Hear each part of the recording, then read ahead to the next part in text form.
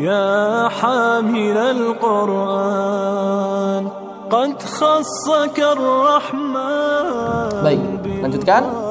Wa ajma'u, dan para ulama telah sepakat.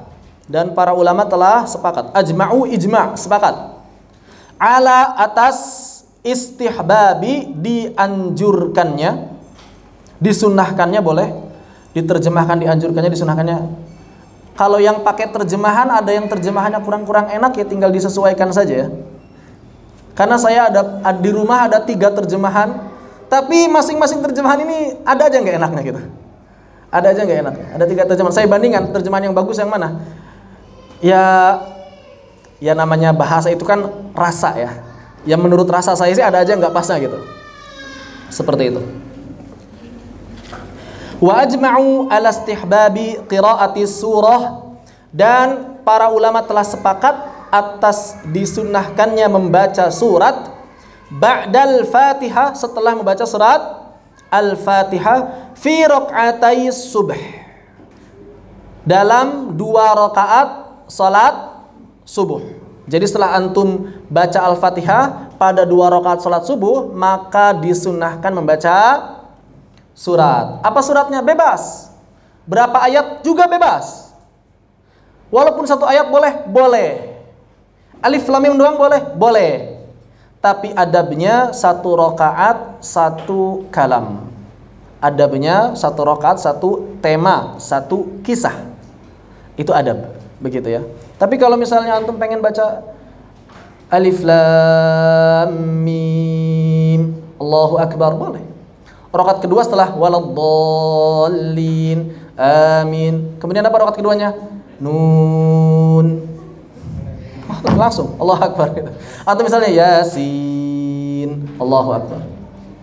Atau misalnya lagi tarawih. Lagi tarawih pengen 23 rakaat, tapi bacaannya alif lam mim ra, alif lam mim shad, ain sin qaf, terus itu doang gitu. 23 rakaat diulang-ulang gitu. Boleh enggak? Boleh. Sah enggak? Sah. Ya, tapi kurang beradab. Dari siapa? Dari sisi dia belum tuntas temanya. Pelit gitu. Itu orang yang pelit berarti. Wal ulayaini min baqis salawat, dan juga 2 rakaat pertama dari sisa-sisa salat. Zuhur yang sunnah baca suratnya 2 rakaat pertama. Asar yang sunnah baca suratnya 2 rakaat pertama. Maghrib dan Isya juga yang sunnah baca rakaatnya 2 rakaat yang pertama. Menurut qaul qadim al-Imam Asy-Syafi'i, qaul qadim atau qaul jadid ya? Pokoknya salah satu pendapat Imam Asy-Syafi'i tapi tidak diamalkan. Menurut beliau bahwa 2 rakaat yang terakhir juga masih disunahkan baca surat, tapi pendapat ini tidak diamalkan. Pendapat ini tidak diamalkan. Makanya di sini Al-Imam Nawawi mengatakan waqtalafu, dan para ulama berbeda pendapat. Ikhtilaf, perbedaan pendapat. Waqtalafu, dan para ulama berbeda pendapat. Fistihbabiha, berbeda pendapat mengenai apa? Mengenai kesunahan membaca surat setelah Al-Fatihah fis salitsah war rabi'ah, dalam rakaat yang ketiga dan rakaat yang keempat. Para ulama berbeda pendapat sunnah atau tidak baca surat di sana. Wali Syafi'i, dan Al-Imam Asy-Syafi'i rahimahullahu fiha qaulan, memiliki 2 pendapat. Seperti yang tadi telah saya jelaskan, ada 2 pendapat menurut Al-Imam Asy-Syafi'i. Oh, Al-Jadid, saya tadi salah. Al-Jadidu, pendapat yang baru, annaha tustahab, pendapat yang baru, pendapat beliau ketika di Mesir, sunnah baca surat setelah Al-Fatihah pada 2 rakaat terakhir. Sunnah juga kata Imam Asy-Syafi'i. Ini pendapat yang baru. Pendapat yang lama, wal qadim, pendapat yang lama, annaha la tustahab, tidak disunahkan. Ini ya ada ya pendapat lama, ada pendapat baru. Yang diamalkan yang lama atau yang baru? Kalau orang punya 2 pendapat, kalau ada orang punya 2 pendapat, pendapat zaman dulu sama pendapat zaman sekarang, berarti dia lebih menguatkan pendapat yang mana? Yang sekarang lah. Ngapain dia punya pendapat baru kalau yang dulu lebih kuat? Paham nggak? Misalnya antum dulu berpendapat, misalnya dalam tajwid, contohnya, misalnya dulu antum berpendapat bahwa iqlab itu mesti meregangkan bibir. Kemudian sekarang antum berpendapat bahwa iqlab itu harus merapatkan bibir. Berarti menurut antum lebih kuat mana? Yang merapatkan kan? Yang baru kan berarti kan? Ngapain antum harus ganti pendapat kalau pendapat yang lama lebih kuat? Dalam konteks ini, menurut pribadi Al-Imam Asy-Syafi'i, berarti lebih kuat mana? Lebih kuat sunnah atau tidak? Lebih kuat sunnah, kan yang baru itu sunnah. Jadi menurut Imam Asy-Syafi'i, Imam Asy-Syafi'i itu punya dua pendapat secara umum, walaupun secara khusus banyak. Secara umum Imam Asy-Syafi'i punya dua pendapat. Yang pertama adalah ketika beliau tumbuh dan berkembang di sebelum hijrah ke Mesir, sebelum beliau hijrah ke Mesir, beliau itu tinggal di Mekah, kemudian ke Madinah, kemudian di Baghdad, pokoknya sebelum tinggal di Mesir. Itu namanya fatwa-fatwa Imam Asy-Syafi'i sebelum ke Mesir, namanya qaul qadim, pendapat lama. Pendapat apa? Pendapat lama. Ketika Imam Asy-Syafi'i hijrah ke Mesir, maka fatwa-fatwa selama di Mesir disebut qaul jadid, pendapat baru. Pendapat baru. Kenapa disebut qaul qadim, qaul jadid? Karena memang kadang ada perbedaan pendapat. Salah satunya masalah ini. Apakah setelah surat Al-Fatihah di 2 rakaat terakhir sunnah baca surat yang lain atau tidak? Maka menurut pendapat yang baru, pendapat yang di Mesir, sunnah. Ini mulai ini ya, baterainya ya.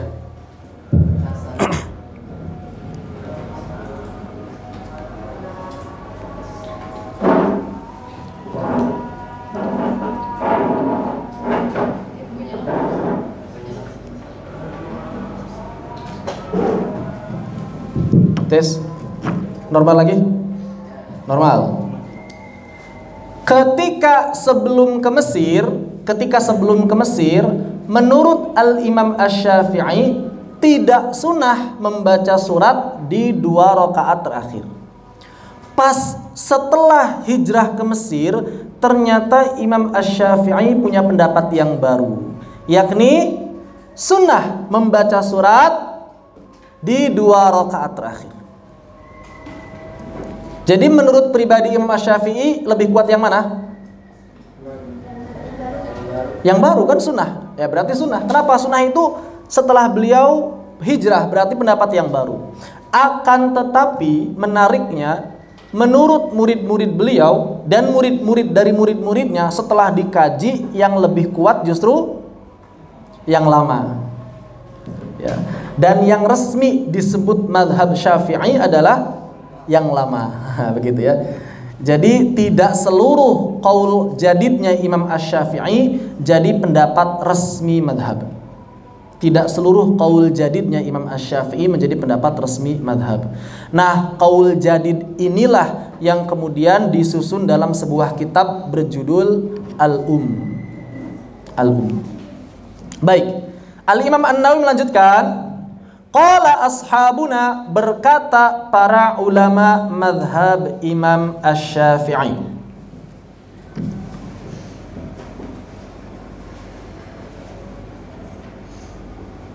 wa idza qulna, kalau kita memilih, misalnya antum milih yang mana, sunnah atau tidak di 2 rakaat terakhir? Sunnah atau enggak di 2 rakaat terakhir? Selama ini kalau di 2 rakaat terakhir baca surat atau enggak? Antum kok bilang sunnah sih? Jangan enggak baca kok tapi bilang sunnah. Jadi sebenarnya sunnah atau enggak? Sunnah. Antum ya di sini beda pendapat ya. Enggak apa-apa, dua-duanya ada. Dua-duanya pendapat Imam Asy-Syafi'i. Dua-duanya pendapat Imam Asy-Syafi'i. Kata Imam An-Nawawi begini, qala, telah mengatakan ashabuna, para ulama kita, wa idza qulna, kalau kita berpendapat, misalnya antum memilih tustahab, menurut saya sunnah. Misalnya antum memilih pendapat yang sunnah.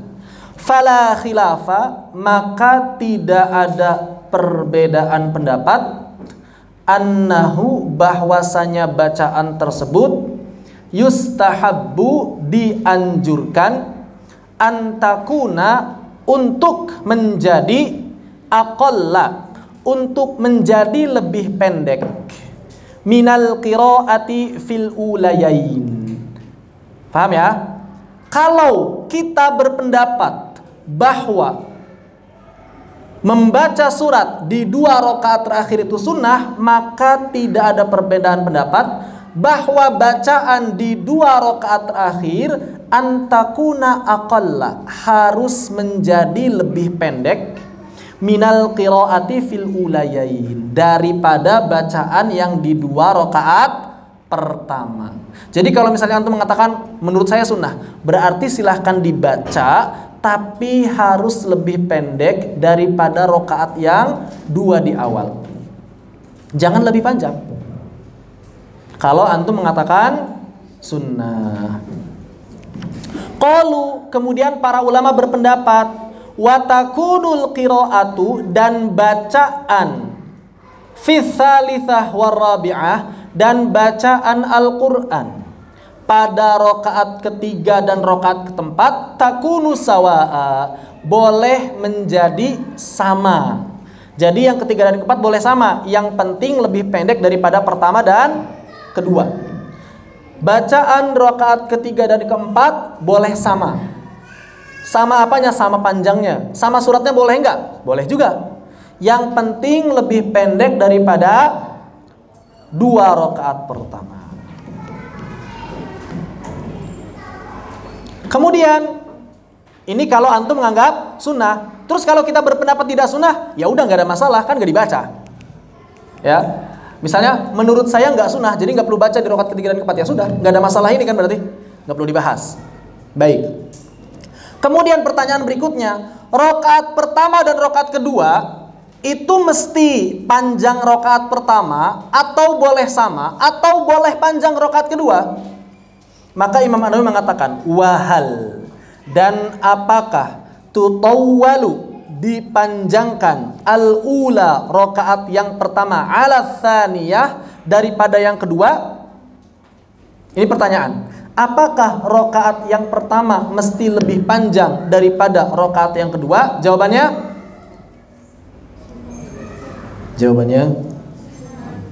fihi wajhan, ada 2 pendapat. Ada 2 pendapat.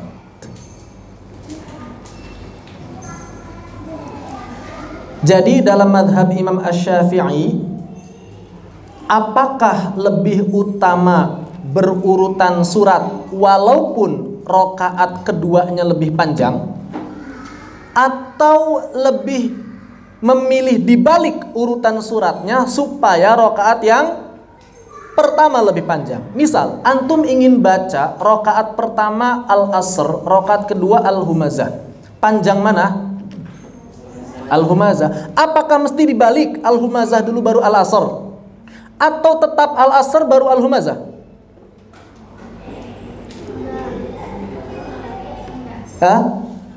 Lebih utama mana? Lebih utama dibalik supaya rakaat pertama lebih panjang, atau lebih utama tetap berurutan walaupun rakaat kedua yang lebih panjang?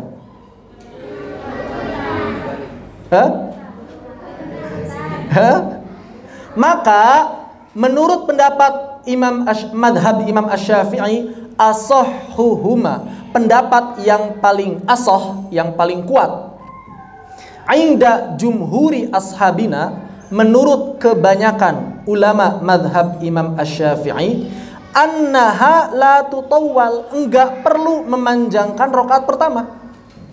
Artinya lebih utama tetap berurutan walaupun rakaat kedua lebih panjang. Berbeda dengan pendapat sebagian ulama madhab Syafi'i yang lain, dan juga madhabnya Imam Ahmad kalau tidak khilaf. Kalau dalam madhab Imam Ahmad diutamakan rakaat pertama lebih panjang walaupun dibalik. Tapi kalau dalam madhab Syafi'i enggak, lebih utama berurutan walaupun rakaat keduanya nanti lebih panjang.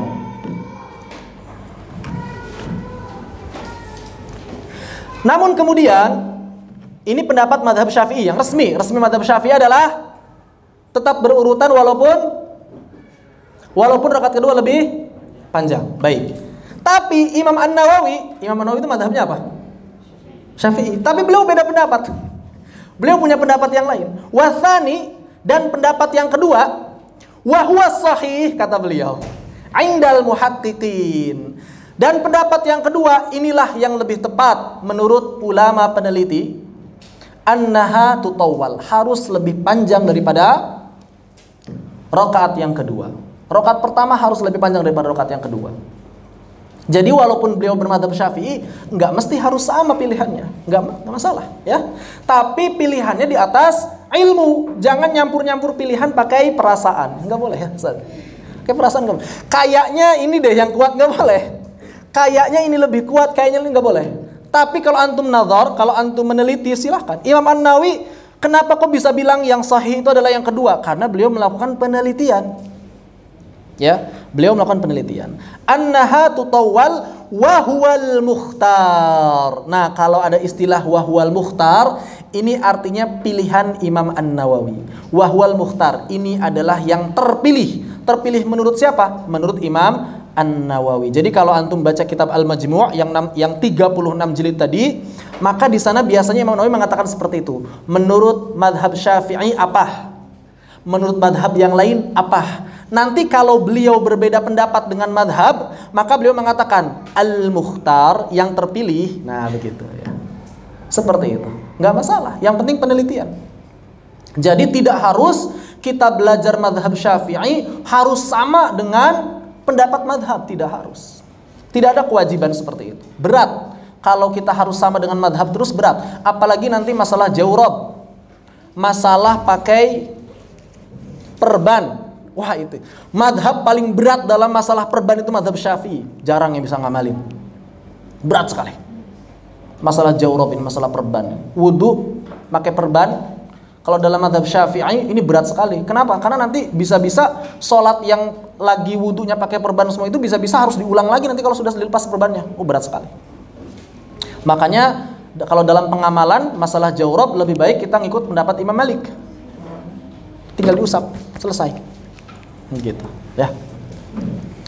Lil haditsis sahih, apa landasan beliau kok milih pendapat yang kedua padahal pendapat madhab itu pendapat yang pertama?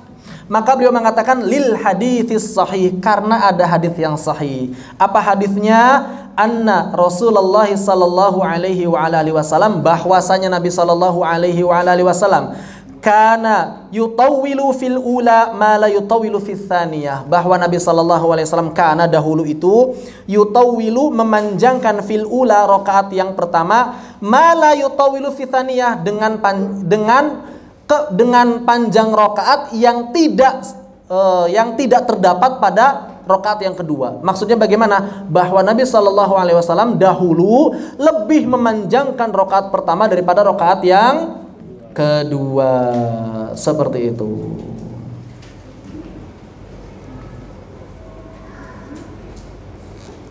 Wa faidatuhu, kenapa sih kita lebih utama memanjangkan rakaat yang pertama? Di antara faidahnya adalah ayyudrikal mutaakhirur rakaatal ula, supaya orang-orang yang telat datangnya itu tetap dapat rakaat yang pertama. Wallahu ta'ala a'lam. Ini pendapat Al-Imam An-Nawawi. Kemarin sudah saya tanya, sekarang coba saya tanya ulang. Ini kan ada dua pendapat para ulama ya. Ada yang lebih mengutamakan ayatnya atau suratnya tetap berurutan.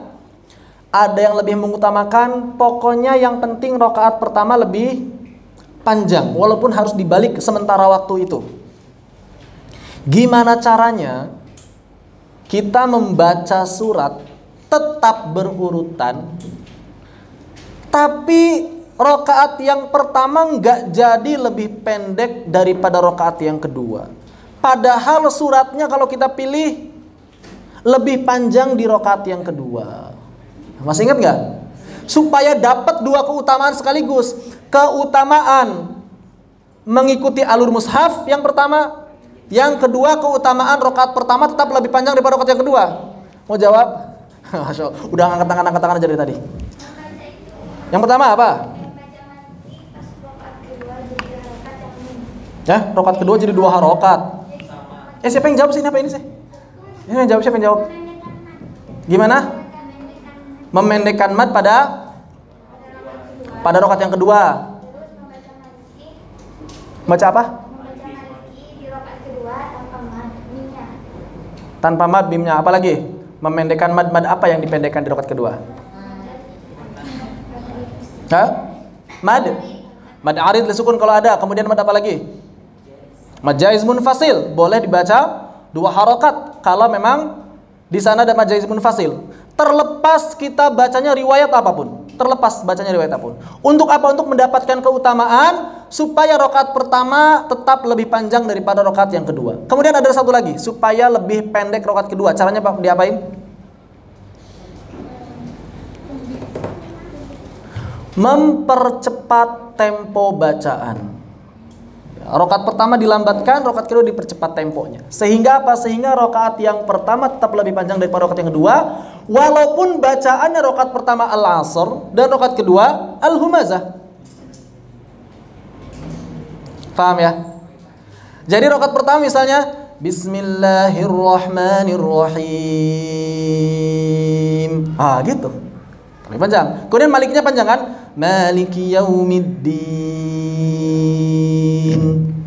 6. Pas di rakaat kedua, Bismillahirrahmanirrahim. Pas maliki yaumidinnya, Maliki yaumiddin. Seperti itu. Ya. Kemudian di al-humazah, wa ma adraka mal hutamah. Langsung wa ma adro tidak perlu 4 rakaat. Untuk apa? Khawatir nanti malah lebih panjang daripada rakaat pertama. Maka wa ma adraka mal hutamah. Seperti itu. Dipahami ya? Jadi kita dapat 2 keutamaan sekaligus. Tidak perlu membalik akhirnya kan? Karena kalau dibalik sayang nggak dapat keutamaan urutan mushaf. Jadi kalau kita membalik boleh-boleh saja dibalik, tapi sayang tidak dapat pahala membaca sesuai dengan urutan mushaf. Dan itu sayang, nggak dapat pahala sunnah. Seperti itu. Jadi bagaimana caranya? Yang pertama adalah membaca Maliki Yaumiddin dengan tanpa mad di rakaat kedua. Yang kedua, memendekkan mad-mad yang mungkin bisa ada pilihan seperti mad arid li sukun, kemudian mad jaiz munfasil ya. Ini silahkan dipendekkan. Dan yang ketiga adalah mempercepat tempo bacaan. Supaya apa? Supaya rakaat yang kedua tetap lebih pendek daripada rakaat yang pertama, walaupun surat yang dibacanya lebih panjang daripada rakaat yang pertama. Tapi kalau pengen benar-benar aman, nggak perlu gitu-gitu, ya baca aja pilihnya kita rakaat pertama surat yang panjang, rakaat kedua surat yang pendek, dan berurutan. Itu sunnahnya dapat semua jadinya. Dapat sunnah berurutan mushaf, dapat sunnah lebih panjang rakaat yang pertama. Wallahu ta'ala a'lam. Wallahu a'lam. Baik. Kita sampai di sini dulu. Satu fasal belum selesai, nggak apa-apa. Berikutnya masalah makmum masbuq. Nanti kita bahas insyaallah dalam pekan yang akan datang. Ada yang mau tanyakan? Visual, silakan.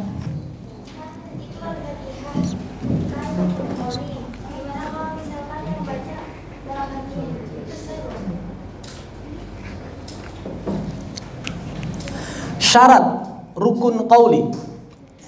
Syarat rukun qauli yang mesti dibaca adalah yang pertama, harus dilafalkan. Harus dilafalkan. Yang namanya dilafalkan itu apa? Bibir dan lidah berarti bergerak. Bibir dan lidah bergerak. Kalau bibir dan lidah tidak bergerak, maka belum cukup. Yang kedua, lafalnya sir bagi salat-salat sir, dan lafalnya jahar bagi salat-salat jahar. Tapi itu sunnah. Seminimalnya, kapan seminimalnya? Seminimalnya adalah didengar oleh diri sendiri dalam keadaan tenang. Jadi kalau misalnya bibir sudah bergerak tapi belum terdengar oleh diri sendiri dalam keadaan tenang, menurut mayoritas ulama belum cukup. Menurut madhab Malik cukup. Yang penting bibir dan lidah bergerak. Ini madhab Malik. Tapi mayoritas ulama mengatakan belum cukup, harus terdengar oleh diri sendiri. Maka kalau baca rukun qauli, misalnya takbiratul ihram, Allahu Akbar, harus didengar oleh diri sendiri. Bismillahirrahmanirrahim. Alhamdulillahirabbil alamin. Ar-Rahmanir-Rahim. Harus dengar oleh diri sendiri. Kalau belum, maka tidak cukup. Apalagi kalau tidak dilafalkan. Ada orang yang sholat itu nggak bergerak sama sekali bibirnya, maka ini tidak sah menurut kesepakatan ulama. Kesepakatan ulama tidak sah. Jadi hati-hati ya. Kalau ada orang yang sholat begitu, kasih tahu, kasihan. Seperti itu. Jadi kasih tahu karena belum sah sholat. Sahnya kapan? Dilafalkan. Minimal dilafalkanlah. Seenggaknya sah menurut madhab Imam Malik. Walaupun menurut mayoritas ulama nggak sah, tapi menurut Imam Malik sah. Tapi kalau ingin sah menurut mayoritas ulama, harus bisa didengar oleh diri sendiri. Begitu. Wallahu ta'ala a'lam. Hayr. Kata Ustaz. Gimana? Contohnya yang mana, Ustaz?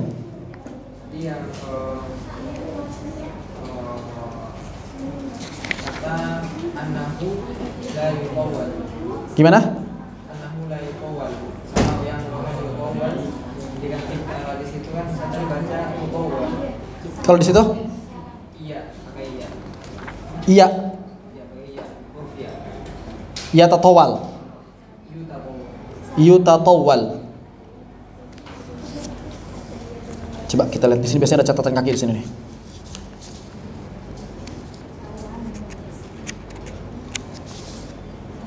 Tutawal semua nih, tiga kitab tutawal semua, nggak ada ya-nya.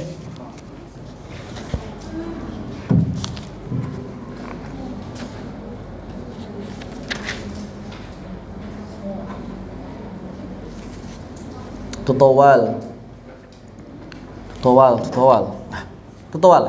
Saya punya 3 kitab. Biasanya di sini kalau ada versi yang lain ada catatan kaki, tapi di sini nggak ada catatan kaki.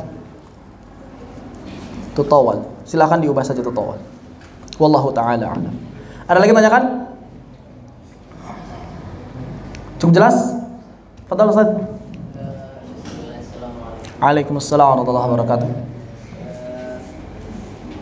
Ada misalnya masbuk kan ya sebelum ini rakaat pertama. Itu imam kan mau rukuk, kemudian datang sebelum rukuk kan masih ada waktu kan Ustaz buat satu rakaat seperti itu. Tapi dia belum sempat baca Al-Fatihah. Sesudah imam baca Al-Fatihah kan. Apakah diterima sholatnya atau gimana? Ada makmum masbuk kok. Rakaat pertama dia dapat, cuman dia nggak dapat. Iya masbuk. Bukan. Masbuk kan. Dia nggak masbuk. Dia ikut dari takbiratul ihram. Dia ikutnya itu sesudah Al-Fatihah. Setelah imam baca Al-Fatihah, itu namanya masbuk. Oh gitu. Maksudnya sebelum ruku. Dia datang. Taib. Ada makmum masbuk, imamnya sudah ruku'. Kemudian dia ikut takbiratul ihram dan ikut ruku' bersama imam. Apakah sudah dapat 1 rakaat atau belum, itu pertanyaannya? Sudah dapat 1 rakaat atau belum? Menurut mayoritas ulama sudah. Kecuali menurut Imam Al-Bukhari dan sebagian ulama yang lain, bahwa menurut mereka harus baca Al-Fatihah. Kalau nggak baca Al-Fatihah nggak dapat 1 rakaat. Ini kalau di Indonesia fatwanya Persis kalau nggak salah ya. Tapi kalau mayoritas ulama mengatakan sudah dapat 1 rakaat sehingga tidak perlu menambah rakaat walaupun nggak sempat baca Al-Fatihah. Ini bacaan Al-Fatihah dimaafkan. Perlu diulang nggak di rakaat yang lain? Nggak perlu diulang. Cuma dia nggak dapat pahala baca Al-Fatihah. Tapi sholatnya sah. Selama syaratnya apa? Ikut ruku bersama imam, dapat tumakninah ruku bersama imam. Itu syaratnya. Ini pendapat mayoritas ulama. Ya, saya juga pernah jadi masbuk. Kemudian ya di samping saya beda pendapat ya. Ketika sholat subuh waktu itu 2 rakaat dia langsung negur, diri lagi kurang 1 rakaat. Saya bilang udah hafal, udah cukup. Udah aja gitu. Daripada ribut dia ngotot. Ya, ada sebagian orang yang ngotot dengan pendapat-pendapat ikhtilaf. Ini padahal perbedaan pendapat para ulama dan mayoritas ulama berpendapat dapat 1 rakaat. Yang penting dapat ruku bersama imam. Nah, menurut pendapat yang kedua, ini diantaranya kalau tidak khilaf ya pendapatnya Imam Bukhari. Kalau dari sisi mujtahidnya, maka harus dapat Al-Fatihah. Kalau nggak baca Al-Fatihah, maka berarti dia nambah 1 rakaat nanti di belakang. Begitu. Ini pendapat kalau di Indonesia adalah pendapatnya Persis. Begitu. Wallahu a'lam bissawab. Jadi patokannya adalah ruku. Tapi nggak boleh antum sengaja, makruh. Supaya nggak baca Al-Fatihah nanti takbiratul ihramnya nunggu imam ruku, ini makruh. Antum nggak punya uzur, ngapain nunggu-nunggu? Ya. Seperti itu. Wallahu a'lam bissawab. Ada lagi tanyakan? Fadal. Belakang dulu. Imam. Maksudnya itu kita ikut ruku, kemudian dapat tumakninah, seminimal baca subhanallah kita ikut. Jadi enggak kita ruku imam udah i'tidal. Paham ya? Jadi bukan imam i'tidal kita ruku kan berarti enggak dapat bareng sama imam. Jadi kita membersamai imam seminimal sepanjang subhanallah. Itu dapat 1 rakaat. Jadi dapat tumakninah bersama imam. Begitu. Wallahu a'lam bishawab. Misalnya kan kita baca Fatihah nunggu setengah. Iya. Pas baca suratnya itu pendek, pas sudah baca suratnya belum selesai itu apa? Ketika kita membaca Al-Fatihah setelah imam mengucapkan Al-Fatihah, setelah amin kita baca Al-Fatihah, kemudian imam baca suratnya pendek, kita nggak sempat selesai baca Al-Fatihah. Apakah boleh langsung ruku? Jawabannya boleh. Apakah boleh menuntaskan Al-Fatihahnya dulu walaupun terlambat? Jawabannya juga boleh. Antum pilih saja. Patokannya sampai kapan? Sampai imam duduk di antara 2 sujud. Kalau imam duduk di antara 2 sujud, antum Al-Fatihahnya masih belum selesai, langsung ruku dan dimaafkan. Dan antum masih terhitung jamaah, tidak terputus jamaah. Sampai kapan? Sampai imam duduk di antara 2 sujud. Begitu. Tapi kalau sejak awal imamnya sudah ruku, antum kemudian langsung ikut ruku juga, tidak apa-apa juga. Itu juga dimaafkan. Selama antum bacaan Al-Fatihahnya normal, bukan dilambat-lambatin. Bismillahirrahmanirrahim. Itu masalah antum berarti. Harus dituntaskan kalau sudah begitu. Antum bacanya sudah hadir. Bismillahirrahmanirrahim. Alhamdulillahirabbil alamin arrahmanir rahim. Tapi imam tetap lebih cepat juga. Maka berarti antum sudah dimaafkan kalau begitu. Oleh karena itu nanti juga ada pembahasan saktah dalam salat. Di antaranya apa? Imam memberikan kesempatan bagi makmum untuk membaca suratul Fatihah. Jadi setelah amin itu imam diam dulu sesaat, beberapa saat. Afdolnya sepanjang bacaan Al-Fatihah afdolnya. Diam aja, imamnya diam aja. Ghairil maghdubi alaihim waladdallin. Amin. Imam diam dulu. Diam. Silahkan makmum baca Al-Fatihah dulu tuh. Begitu. Ya walaupun gak sepanjang Al-Fatihah, ada jeda lah sebentar. Seenggaknya kalaupun imamnya baca Al-Ikhlas, makmum gak akan terlewat, gak akan tertinggal. Tetap keburu baca Al-Fatihah. Nanti ada bahasan sakatatu fi salat. Saktah-saktah di dalam salat. Begitu. Sunnah itu hukumnya. Ada lagi tanyakan? Fadal, Ustaz. Istilah dalam bahasa Syafi'i ini kan ashabuna. Apakah ini sama kata ashabuna nanti ketika dibahas dalam kitab mazhab Hanafi ataupun Imam Ahmad? Kalau misalnya kita temukan ashabuna ini yang mengatakannya ulama Syafi'iyah, maka artinya ulama madhab Imam Asy-Syafi'i. Kalau yang mengatakan ashabuna ini adalah ulama Hanabilah, maka maksudnya adalah ulama madhab Hambali. Kalau yang mengatakan ashabunanya adalah ulama Maliki, maka berarti maksudnya adalah ulama Maliki. Jadi tergantung siapa yang mengatakannya. Kemudian di sini tadi ada kalimat asahhuhuma. Ini penting. Dalam tulisan-tulisan kitabnya Imam An-Nawawi, kalau ada 2 pendapat, terakhir ini sebelum ditutup, kalau ada 2 pendapat, yang pertama dan yang kedua itu sama-sama kuat. Yang pertama dan yang kedua sama-sama kuat. Maka yang paling kuat di antara keduanya disebut asoh. Saya ulangi. Kalau ada 2 pendapat sama-sama kuat, maka yang paling kuat di antara keduanya disebut as-sahih. Yang kurang kuat disebut sahih. Mana yang boleh diamalkan? Dua-duanya boleh diamalkan, silahkan dipilih. Termasuk tadi salah satunya masalah apakah rakaat pertama mesti dipanjangkan atau tidak. Imam An-Nawawi pakai kalimat wa asahhuhuma, berarti dua-duanya sahih. Tapi yang paling sahih menurut madhab Syafi'i tidak perlu dipanjangkan. Adapun yang tepat menurut Imam An-Nawawi mesti dipanjangkan rakaat pertama. Kemudian kalau ada dua pendapat, yang satu sahih, yang lain tidak sahih, maka istilahnya was-sahihu yang disebut. Pendapat yang sahih adalah ini. Terus pendapat lawannya apa? Maka pendapat yang kedua adalah fasid, tidak boleh diamalkan. Jadi kalau kata Imam An-Nawawi ada dua pendapat, pendapat yang kuatnya itu sahih, maka pendapat yang lemahnya disebut fasid, tidak boleh diamalkan.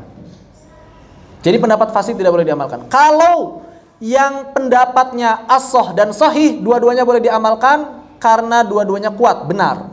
Tapi kalau sahih dan fasid, maka yang fasid tidak boleh diamalkan karena ini pendapat yang sangat lemah.